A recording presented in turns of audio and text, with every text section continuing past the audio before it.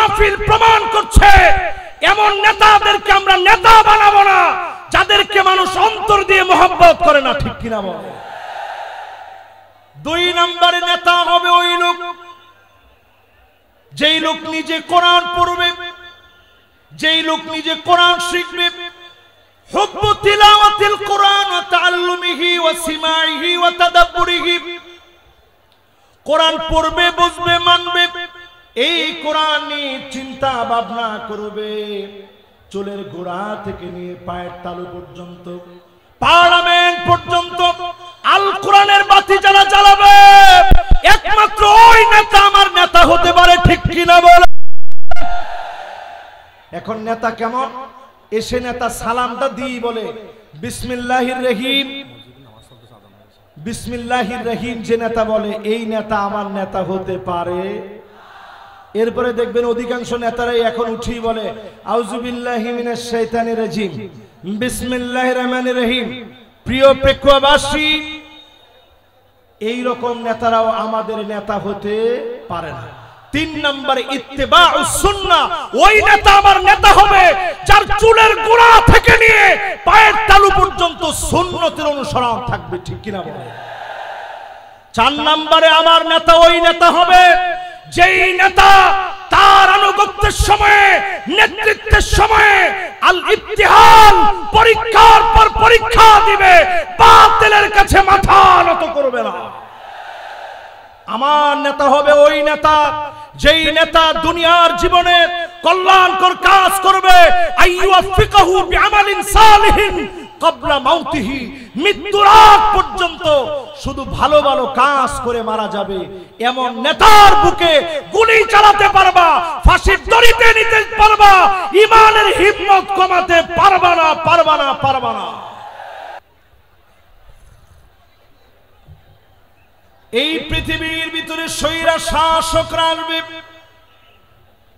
জুলুম নির্যাতন নিপীড়ন করবে, আলেমদেরকে জেলখানায় নেবে। আল্লামা দেলোয়ার হোসেন সাইদি রহমাতুল্লাহ আলাইহির মতো আলেম দিনের পর দিন জেলখানা থেকে তাদের অপর ট্রিটমেন্টে মৃত্যুবরণ করেছে, ঠিক কিনা বলো? যদি আর একটা বছর তিনি হায়াতে থাকতেন, আজকের এই পেকুয়ার দৃশ্য দেখলে তিনি কেঁদে ফেলতেন। এই বিশাল ময়দান আজকে উর্বর হয়েছে আত্মত্যাগ আর কোরবানির ফলে। আমাদের প্রিয় আল্লামা কোরবানি দিয়েছেন, জাতির শ্রেষ্ঠ রাহবার যারা ফাঁসির মঞ্চে ঝুলেছে তাদের কোরবানির কারণে আজকের সুদিন আমরা পেয়েছি, ঠিক কিনা বলে?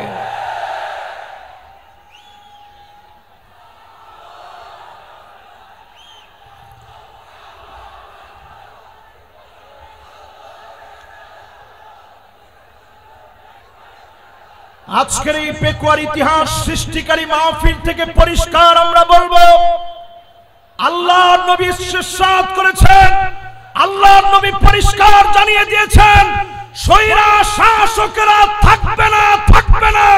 প্রত্যেকটা ভূখণ্ডে ভূখণ্ডে স্বৈরা শাসকেরা টুকরা টুকরা টুকরা হয়ে যাবে, ঠিক কিনা বলে?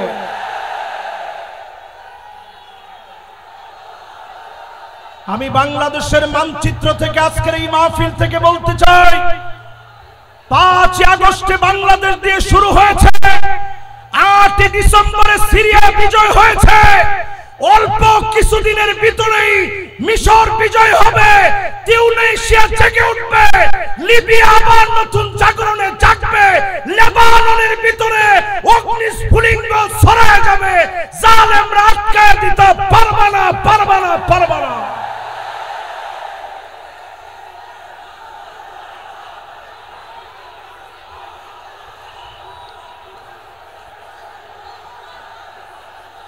আগামীর পৃথিবী নেতৃত্ব দেওয়ার জন্য, আগামীর পৃথিবীর নেতৃত্ব দেওয়ার জন্য পেকুয়ার ঐতিহাসিক মাহফিল থেকে বলতে চাই, ও যুবক, তোমাকে জেগে উঠতে হবে। ভারতের রক্ত চক্ষু উপেক্ষা করে জেগে উঠা লাগবে মুসলমান। নবীজি সাল্লাল্লাহু আলাইহি সাল্লাম পরিষ্কার বলে গেলেন, 5ম শাসন এই পৃথিবীতে আসবে, সুম্মা তাকুনু খিলাফাতান আলা মিনহাজি নবুওয়াতিন। আল্লাহ নবী বলেছেন কেউ সেই শাসনকে কেড়ে নিতে পারবে না। 54 বছর দেখা শেষ, সামনে হবে আল কোরআনের বাংলাদেশ।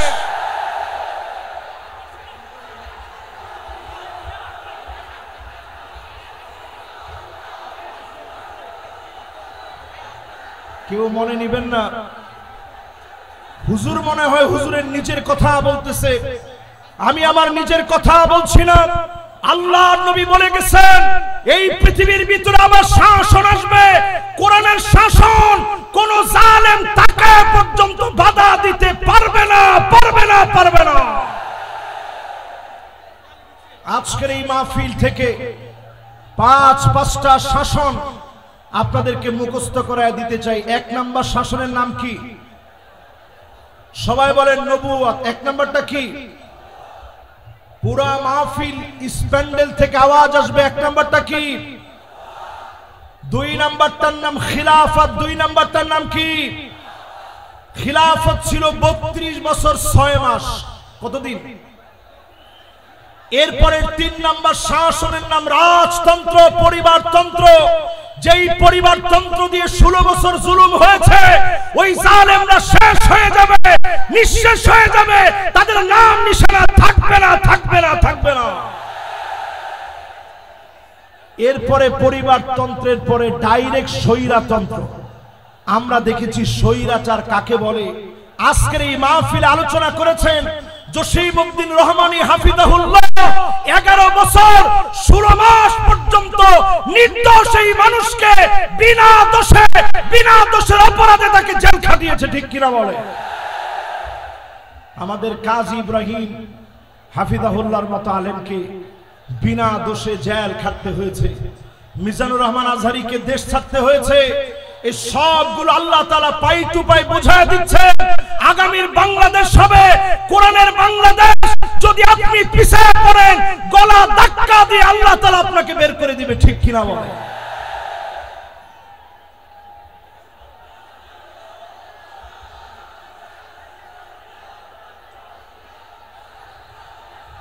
আমি আপনাদের সুন্দর সুন্দর স্লোগান লক্ষ্য করছি। স্লোগানের ভিতরে যদি আপনারা বলতে পারেন আল কোরআনের আলো, না না, ঘরে ঘরে তো অনেক বছর জ্বালাইলাম, 54 বছর হয়ে গেছে, তাহলে কোথায়?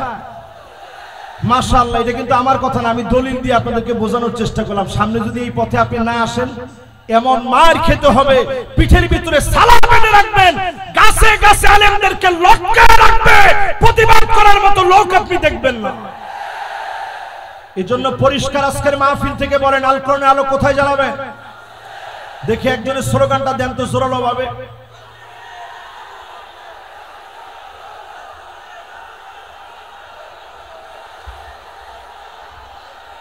মাশাআল্লাহ, সংসদের কথাটা তো ভালো শোনা যাচ্ছে না। মাশাআল্লাহ, আল কোরআনের আলো, আল কোরআনের আলো, নারে তাকবীর। মাশাআল্লাহ, এইরকম একটা তাকবীর যদি আমরা সংসদে দিতে পারি, আরে কথা কয় না। আমরা ছিলাম ইয়ারমুকের যুদ্ধে মাত্র 36,000 মুসলমান, বিপরীতে তারা ছিল 4,40,000। খালিদ বিন ওয়ালিদ শুধু চিঠি লিখেছে, আসলিম তাসলাম, ইসলাম গ্রহণ করো, শান্তি পাবে।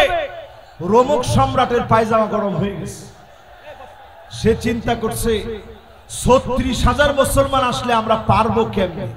মুসলমানরা ছিলাম মাত্র 36,000, তারা ছিল 4,40,000। রোমক সম্রাট সাহায্য চেয়ে চীনের কাছে চিঠি লিখছে, এই মুহূর্তে চিঠি লিখলাম, আপনি আপনার বাহিনী পাঠান, মুসলমানদের সাথে লড়াই করা লাগবে।